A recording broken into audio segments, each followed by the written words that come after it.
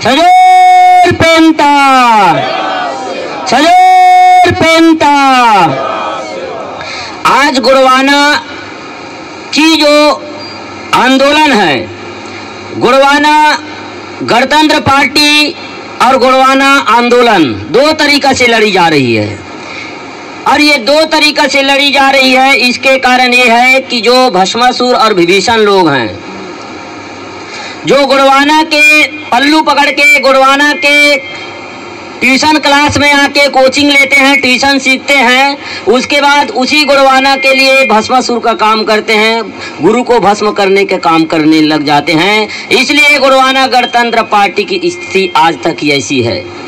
लेकिन हम लोग दादाजी के जिस दिन उसका लिंगोवास हुआ, उस दिन सभी पदाधिकारियों ने संकल्प लिए कि जिस तरह से दादाजी थे उन्होंने सबको महादेव की तरह रखा। और आज गोंडवाना गणतंत्र पार्टी ये इस स्तर में आई है तो महादेव की वजह से आई है।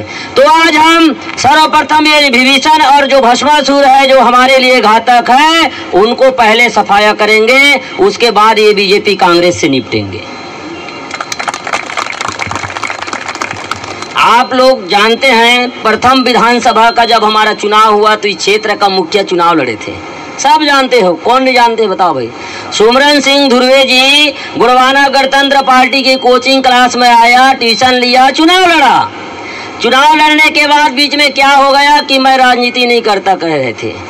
और जब उनके बेटा बहू को प्रमोशन में नौकरी लगाना था तो स्वार्थ के लिए वो कांग्रेस ज्वाइनिंग कर लिया। तो कांग्रेस राजनीति नहीं है क्या?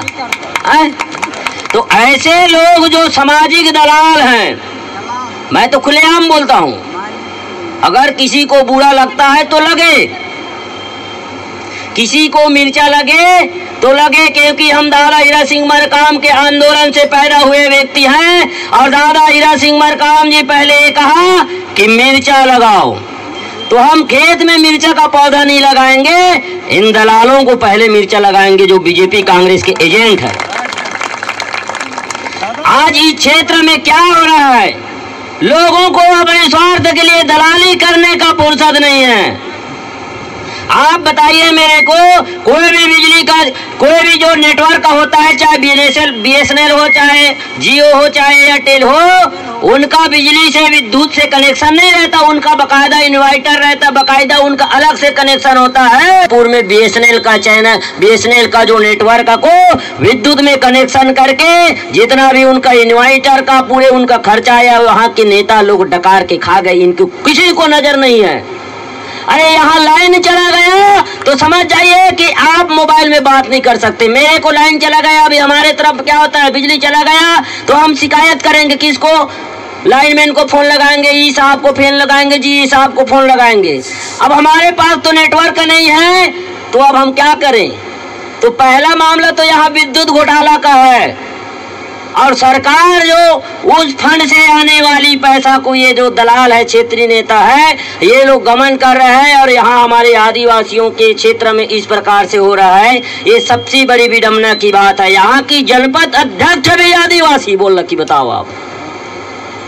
अब वो आदिवासी है कि कांग्रेस है? आप बताइए, अगर वो आदिवासी होता अमिता प्रभाती मरकाम जी, तो आदिवासियों की हालत इस तरह से नहीं होता। उनको तो अपनी जेब गरम करने में फुर्सत नहीं है, तो वो जनता की भलाई क्या करेगा?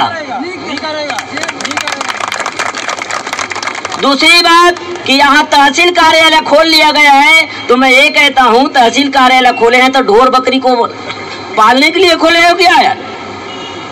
तो यहाँ तहसील कार्यालय खोले हैं, तहसीलदार की स्टाफ तो जरूर बैठता, बाबू बाबू एक दो जने बैठते हैं, बाकी पूरा स्टाफ गायब, तहसीलदार गायब। तो ऑफिस क्यों खोल रहे हो भैया? पूरा काम तो हमारे बोलना में होता है, तो दिखावा के लिए ऑफिस खोलना। वैसी है कांग्रेस की जो क्या कहते हैं, कका अभी जिंदा है वाले आगे।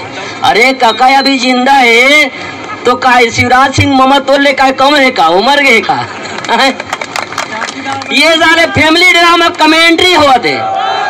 मैं ये कहता हूँ, अरे आप जिस पद में है भूपेश बघेल जी, और ड्रामा क्वीन की तरह फैमिली ड्रामा करते हैं मीडिया के सामने आके, कका भी जिंदा है। खैरागढ़ को चुनाव में आया, जिला बनाएंगे, जिला बनाएंगे, जिला बनाया। आज तक खैरागढ़ क्षेत्र के किसी भी जनता को पूछो, जिला का काम खैरागढ़ में होता है कि राजनांदगांव में होता है? है?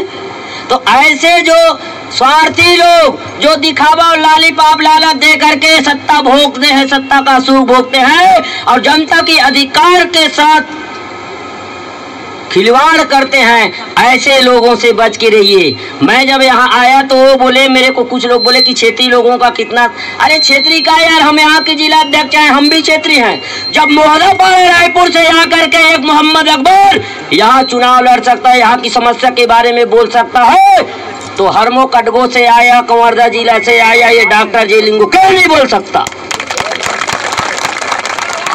उस समय यहाँ की लोग ये क्यों नहीं सोचते कि मोहम्मद अकबर आया है मोहदापारा से, वो बाहरी है, क्यों नहीं बोलते? हम बाहरी हो गए क्या? जो बीजेपी कांग्रेस के विरुद्ध में बोलता है, जिसकी बोली से, जिसकी क्रियाकलाप से, जिसकी एक्टिविटी से बीजेपी कांग्रेस के दलालों को पेट में दर्द होता है और पेट में उसका लात पड़ता है, इसलिए यहाँ के लोग क्षेत्रीय लोगों को उचका करके क्या करते हैं? हमारे विरोध करवाते हैं। आप देखें कुकुरदुर में महाबंद हुआ तो उधर के भी क्षेत्रीय बीजेपी कांग्रेस के लोग हमारे महाबंद का विरोध करने में लग गए थे। बताइए, हम ये कहते हैं हमारी मांग जायज है, हमारी मांगों को पूरी करना होगा। अधिकार हमारे जीने के, अधिकार हमारे जीने के, जो हमारा संवैधानिक अधिकार है, और आज तक हम चुप रहे, इसके वजह से ये बीजेपी कांग्रेस के लोग हमारे साथ इस प्रकार से व्यवहार किया। अब हम चाहते हैं कि हमारे हर युवा और अले करतूतों को पर्दाफाश करे और सर्वप्रथम ये बीजेपी कांग्रेस के सुमरन सिंह, प्रभाती मरकाम जैसे एजेंटों को समाज से बाहर करने का काम करवा, तभी आप लोग जिंदा रह पाओगे। नहीं तो ये बीजेपी के और कांग्रेस के चमचे लोग आपके अधिकार को खत्म कर देंगे। आज इस तरीका से इस क्षेत्र में हो रही है। आपके शिल्पी रेंज, रेंगाखार रेंज की फॉरेस्ट विभाग में एक 100 आदमी को 3-3 सप्ताह मजदूरी कराया गया, 6-6 महीना हो गया, यहाँ तक फॉरेस्ट विभाग ने उसका मजदूरी को भी नहीं दिया है। क्यों? ये इन लोगों को नजर नहीं आती, इनको तो बस नोट, हरा हरा नोट दिख रहा है, कुर्सी में बैठे हैं। क्यों नहीं कहते कि 100 आदमी, 100 आदमी, 200 आदमी का फॉरेस्ट विभाग मजदूरी लेने के बाद 6 महीना हो गया मजदूरी दर नहीं दिया, तो इसको क्यों नहीं बोलते? और मैं इस मंच के माध्यम से वन मंत्री को चैलेंज करता हूं कि अगर आप 15 दिवस के भीतर 200 मजदूरों की पेमेंट को अगर आप नहीं दिए तो हम आपके विरुद्ध लेबर कोर्ट में केस करेंगे। आप हमारे अधिकार को जीने का छीन रहे हैं तो हम भी अपने अधिकार लेने के लिए सीने पे चढ़ेंगे। अब मैं और ज्यादा ना बोलते हुए, हमारी आज की 15 सूत्री मांग है और 15 सूत्री मांग को लेकर के हम आए हैं। 15 दिवस के भीतर अगर नहीं होगा तो हम इस आंदोलन को पूरा रेंगाखार बंद और चक्का जाम चिल्पी में करेंगे।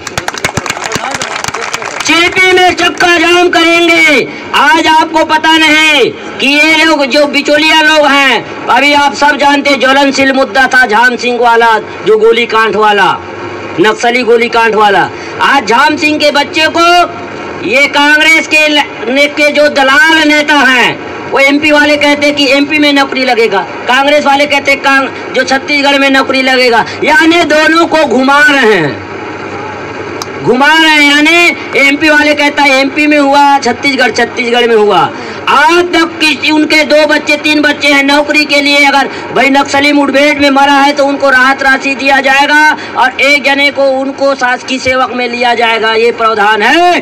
लेकिन आज तक उनकी किसी बच्चे को नहीं लिया गया और जितने भी राहत राशि थे, ये नेता लोग ये काम करवाएंगे, ये काम करवा लेंगे, कि सबको चपरचट कर दिए। अरे किसी के मुंह के थाली के निवाला को छीन रहे हो, ये फड़ापेन और प्रकृति शक्ति देख रही है। दादा मरकाम हमेशा कहता था, बेटा तुमको कोई सुने या ना सुने, तुम्हारे पास अगर ज्ञान है तो तुम बोलो, कोई आदमी नहीं सुनेगा। जीव जंतु, प्रकृति, पेड़ पौधा, धरती, आकाश सुनेगा। अपने विचार को जिंदा रखो। और आज दादा मरकाम हाल ही हमारे बीच में नहीं है, इस जीव जगत में नहीं है, लेकिन आज भी अनेकों दादा हीरा सिंह मरकाम पैदा हो गया जो गुड़वाना के मिशन, दादा के मिशन को आगे बढ़ाने का काम कर रहा है। तो आज हमको अपने अधिकारों के बारे में जानना है। हमको ये, हमारे लोगों की ये मानसिकता है कि छोड़ो क्या होगा, थोड़ा से तो बिगाड़ लिए क्या हो जाएगा, ऐसे क्या हो जाएगा, नहीं, आपके नाम से वहां से फंड निकाल करके ये लोग अपनी जीविका चला रहे हैं। और जब फंड का बिल आपके नाम में चढ़ेगा, इसलिए आप सभी से मैं निवेदन करूंगा, इस क्षेत्र के जनता से निवेदन करूंगा, जब गुड़वाना गणतंत्र पार्टी आएगी, आप देख लिए 15 साल बीजेपी को देख लिए और उसके बाद 60 साल तो कांग्रेस को देख लिया और फिर 5 साल कांग्रेस को देख रहे हो। अरे क्या कहते थे, अब की बार कांग्रेस की सरकार, बदलाव बदलाव, क्या ऐसी बदलाव होना चाहिए? बताओ, बीजेपी और कांग्रेस में क्या अंतर है? कांग्रेस भाजपा भाई भाई, कांग्रेस भाजपा भाई भाई, अब गुड़वाना गणतंत्र पार्टी आरी से कर दो सफाई। इनका अब हमको सफाई करना होगा। हम तो अभी ये शुरू तहसील गिराव है, मैं जिला अध्यक्ष हूँ। मैं आज आप सभी को इस मंच के माध्यम से यह विश्वास देता हूं कि जिस प्रकार से गुड़वाना गणतंत्र पार्टी डोर टू डोर कार्यक्रम करेगी और इसका जो सफल और इसका जो हमको लाभ, इनका जो दृष्टिकोण जब बदलेगा 2023 और 24 में कुछ दिखने को मिलेगा।